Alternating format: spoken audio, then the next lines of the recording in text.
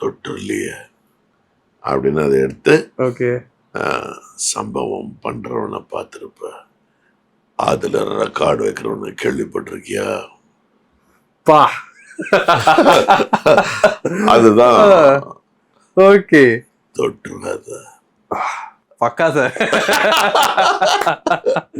Okay எல்லாரும் ஸ்பாட்ல அத்தனை பேரும் அதை ரசிச்சு கை தட்டி ரொம்ப வரவேற்றாங்க. ஓகே எனக்கு அப்பவே வந்து ஐ ஹேட் சம் நாலேஜ். ஓகே, நம்ம ஏதோ சரியா பண்றோம் போல இருக்குன்ட்டு. ஓகே டம்பிங்ல போனப்போ ஹி வாஸ் தேர்.